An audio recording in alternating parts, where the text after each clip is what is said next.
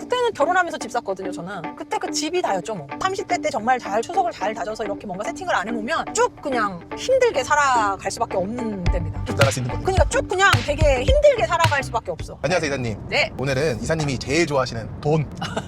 돈 좋아하지. 네, 돈 이야기 좀 해보려고 그래요. 돈 좋아합니다. 이사님이 어쨌든 영업을 하시면서 참 많은 분들 만나보셨잖아요. 그쵸. 뭐 20대, 뭐 30대, 40대, 뭐 50대까지 많이 만나보셨는데 그분들이 어느 정도 자산을 잃어놓으면 좀 평균인지 그리고 어떻게 좀 설계하면 좋을지 그런 이야기를 한번 해보고 싶어요. 저의 사견이죠. 네. 그죠. 뭐 어떤 뭐 정해져 있는 그런 거 아니고 저의 사견이라는 점. 네, 시작해 보시죠. 어떤 이야기를 해볼까요? 우선은 뭐 20대부터 한번 이야기를 한번 해볼까요? 20대가 얼마를 모아야 적정한가라는 얘기인데 뭐 개인적으로 지금 20대가 돈을 모을 수 있을까요? 저는 못 모을 거라고 생각을 하고요. 금수저들 뭐 있다고 쳐. 금수저라고 표현하기 그렇지만 부모님이 먹여주고 재워주고 뭔가 용돈도 좀 줘서 생활하는데 좀 도움이 되는 친구들 말고 그냥 순수 진짜 독립한 친구들을 기준하면 보통 초임 연봉이 대기업이 지금 제가 알기로 신입사원들 초임 연봉이 7천에서 8천이 이렇게 높더라고요. 거기 들어가는 친구들은 또 극소수니까 일반인들을 기준하면 많이 받아야 4천에서 5천일 거예요. 연봉이. 그러면 한 달에 치면 얼마예요? 300에서 400인데 거기서 세금을 또 떼니까 실수령액이 아마도 200 후반에서 300 초일 겁니다. 그러면 예를 들어서 집 월세 임대료 내고 왔다 갔다 교통비 내고 거기에 차까지 있으면 정말 노답이지만 그리고 생활비 먹고 자고 쓰고 하는 거 내면 그리고 대부분이 학자금 대출이라는 것도 받았을 거예요. 그러면 그런 어떤 취업을 했다 치면 아마도 학자금 대출을 갚는 거 우선시해서 빚을 갚을 거고 어디에다 이렇게 여유 자금을 차곡차곡 쌓아놓기가 쉽진 않을 것 같아요. 물론 저 때는 그러니까 저 라떼 저 되게 꼰대스러운 거 아시죠? 저 때는 당연히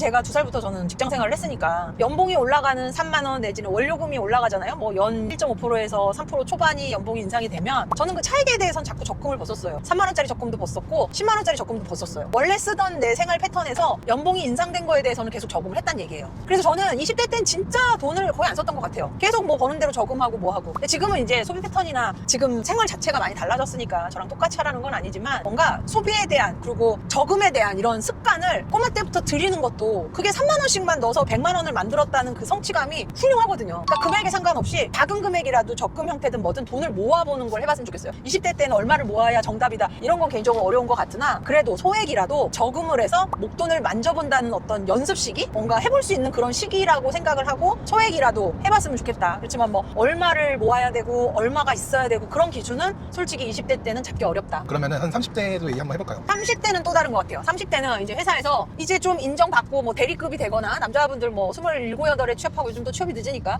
그래도 연봉이 이제 7천, 8천 이렇게 넘어가고 그럴 때거든요. 그리고 한 직장에서 계속 옮겨 다니지 않았다면 뭐 그래도 좀 안정적인 수입이 생겨서 자금에 대한 계획을 할 수 있는 시기인 것 같아요. 안정적인 직장일 테니까. 물론 뭐 프리랜서 물론 다 다르겠지만 이제 그런 직장인들을 기준한다고 하면 그래서 저는 그때는 정말로 내가 버는 거에 몇 프로는 뭐 보험, 몇 프로는 저금, 몇 프로는 주식, 몇 프로는 뭐 이런 식의 포트폴리오를 제대로 짜서 어떤 자금 계획이라는 걸 세워서 자금을 운영할 때라고 봅니다. 그렇게 해서 한 달에 예를 들어서 뭐 50만 원씩 적금을 분다 치면 1년이면 500만 원이잖아요. 그걸 뭐 이체 불르든 금융자산에 넣어서 풀리든 그건 이제 개개인만의 어떤 몫인 거고 그걸 몇 회를 하면 몇천 또는 뭐 1억까지도 갈 수 있지 않을까 싶어요. 그러면서 이제 본인도 씀씀이에 대한 어떤 기준이 좀 잡혔을 때거든요. 저 친구가 수입차 탄다고 나 수입차 타야 돼? 라고 이렇게 쫓는 시기는 아무래도 좀 많이 낮춰졌을 거야. 그때는 아마 이제 배우자를 찾는다고 결혼 생각도 있을 거고 내가 결혼은 할 수 있을까? 내가 집은 마련할 수 있을까? 뭐 등등의 굉장히 구체적인 삶의 어떤 목표와 계획이 생길 때거든요. 그래서 아마도 더 제가 이런 얘기를 안 해도 그분들이 더 알아서 차분하게 얼마를 모아야 되고 이 돈을 갖고 뭐 전세로 갔다가 어떻게 했다 이런 어떤 계획을 세울 때라서 그래도 7천 후반 뭐 1억 초반 이렇게는 모으거나 만들어져야 되지 않을까 생각이 드네요. 더 미칠 수도 있어요. 이건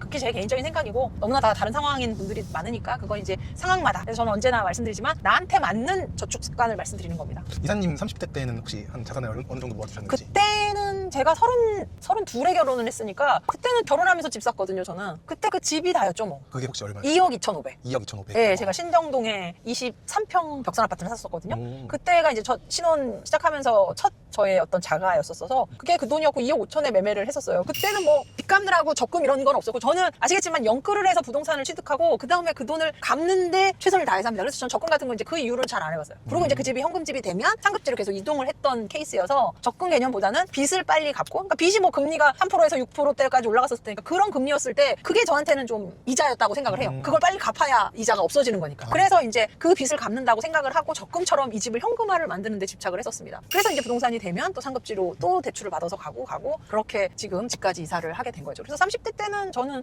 그 집이 다였었던 것 같고, 그래서 저도 30대 때는 본격적으로 이제 30대 후반부터 저한테 좀 이렇게 자산 축척에 대한 눈이 좀 더 떠져서, 그때도 뭐 저도 계속 부동산에 취득이 있었던 거지, 저도 30대 때는 여러분들과 비슷하게 시작을 했었어요. 여건이 된다면 빨리 부동산을 취득한 다음에 이자를 열심히 갚아가는 것도 좀 방법인 것 같아요. 네, 어저께 제가 월브TV도 봤는데 오랜만에 봤더니, 아니 지금 뭐 주식이 너무 좋고 호황이라고 막 하는데 신문에 그렇게 났대요. 2000p 우리 코스닥 지표가 2000대 지금 5000이 넘잖아요. 그런데 우리나라 사람들 통계로 얼마를 벌었나 기사가 났는데 600만 원이래요. 600만 원. 그래서 개미 투자자들에 대한 한계도 있고, 물론 작게 는 사람들도 있을 거고 정말 크게 는 사람들도 있잖아요. 개개인마다 투자 금액이 다르니까. 그래서 그 600이란 평균이 나온 것 같은데, 그렇게 금융은 아직은 변동성이 너무 심하니 이걸 내 첫 자산으로 이걸 굴려서, 물론 잘하는 분들도 있지만 안정적인 주거 생활이 좀 안정적으로 갈 수 있는 내 집 마련이 우선이 돼야 되지 않나라는 건 여전히 저도 같은 생각이에요. 그래서 저는 지금도 그렇지만 내 집 마련이 1순위고 다음에 여유자금으로 금융상품을 하시는 게 맞지 않나. 저의 재테크 픽은 지금도 그렇습니다. 생각은 변함없습니다.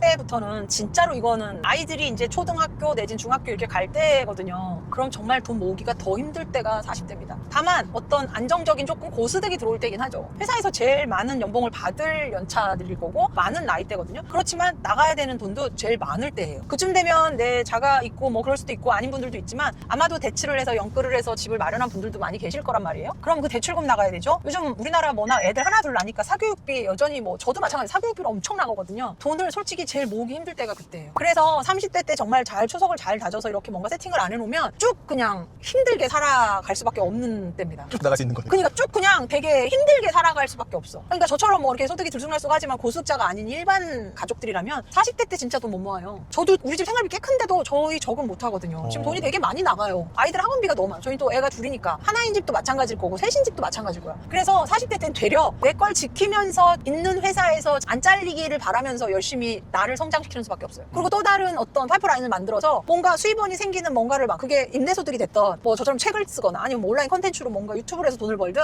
본업이 아닌 뭔가 엔잡러가 돼서 들어올 수 있는 수입원을 더 만들어 놓을 수 있는 시기가 그때밖에 없는 것 같아요.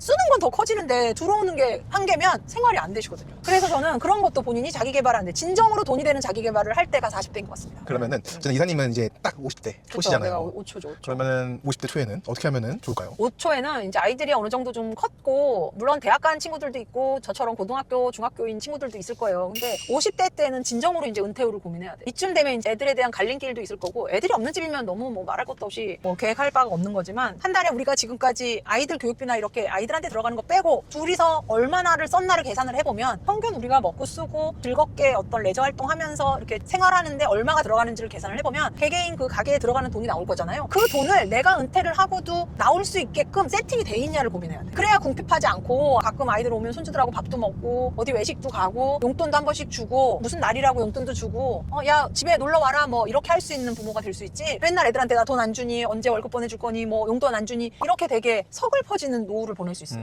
뭔가 현금 흐름을 내가 쓰던 원래 썼던 계산을 해보면 나오잖아요. 생활비에서 얼마를 쓰겠다는 거. 그 금액을 매월 내가 죽을 때까지 나올 수 있는 세팅을 해놓으셔야 돼요. 그게 아파트 영 모기지론도 포함입니다. 어차피 아이한테 물려주고 간다 그 생각인지 모르겠지만 전 그건 또 이렇게 하시라고 권하는 스타일은 아니어서, 전 다 쓰고 갈 스타일이라, 다 쓰고 죽을 스타일이라서. 그래서 어쨌든 그것도 포함입니다. 그래서 내가 현금이 이렇게 돌고 내가 젊었을 때 40대 50대 때 했던 걸 그대로 할 수 있을 정도의 현금 흐름을 만들어내야 된다고 생각을 합니다. 그 현금 흐름이 한 어느 정도면은 좀 평균일까요? 저 같은 경우는 좀 금액이 크죠. 저 같은 경우는 크지만 일반적으로는 한 5, 600이지 않을까요? 5, 600이요? 네, 일반 직장인들 월급 받고 은퇴했을 때 뭐 하고 아이들 비용 빠지면 한 600, 500, 5, 600 정도 생각하시는 것 같더라고요. 우리 회사의 부장님 한 분 보니까 은퇴하면 뭐 그 정도면 되지 않겠어? 그때 되면 식사도 많이 안 할 거고. 그래서 내가 부장님 골프는 안 쳐? 아유 그때 가서 무슨 골프야. 그냥 산책이나 하고 한 번씩 산에 가고 1년에 한 번 정도 뭐 해외여행 가는 정도지 그러더라고. 그리고 밥도 그냥 하루에 한 끼 먹는데요. 부부가 뭐 외식 나가면 보통 인근에 13,000원에서 15,000원 정도 되는 거 둘이 먹으면 30,000원에서 40,000원. 그렇게 하면 한 달에 끼케야 몇백 안 든다고 막 그분은 나름 계획을 세우셨더라고. 그래서 그 정도 선에서라고 하면 제가 봤을 때는 400에서 600 정도면 일반적인 분들이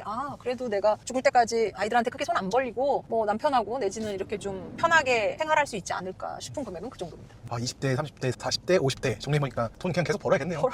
이거 평균이 없네요. 그냥 돈 벌어야 소처럼 일하는 데 이유가 있습니다. 마지막으로 네. 지금 이 영상 보는 분들 다 나이가 다 틀릴 것 같은데 혹시 이사님만의 뭐 자산을 지키는 법이나 아니면 좀 모으는 팁 이런 거 좀 있을까요? 지키는 법이라고 하면 어문데 이렇게 돈질을 안 합니다. 좋게 말하면 지키는 거죠. 그게 제가 뭘 하는 거에 있어서 의심도 많고 크로스로 많이 알아보고 이걸 이렇게 써야 되는구나에 대한 어떤 당위성이 생기기 전까지가 굉장한 장고의 시간을 들여서 합니다. 그러다 보니 지킨다는 건 지출처가 생기면 그거에 대한 공부를 많이 한다는 얘기고요. 그래서 잘 지키는 게 우선인 것 같고 그걸 제가 잘 지켜서 잘 투자해서 돈을 갖고 있는 게 저의 목표지 않을까 싶어요. 인터뷰 구독자가 지금 2만 1000명이 향해 가고 있고 지금 2만 2000명을 가는데요. 정말 구독자가 안 늘고 있어요. 여러분 도와주십시오. 한 분이 한 분씩만 구독을 지원해 주시면 저한테 큰 도움이 될 것 같습니다. 여러분 아시겠지만 제가 벤치딜러 이게 본캐가 아니잖아요. 그래서 여러분들이 많이 도와주셔야 제가 이 유튜브를 잘 이끌어 나갈 수 있습니다. 이럴 때 아쉬운 소리 합니다. 인터뷰 구독과 좋아요 알림 부탁드립니다. 감사합니다.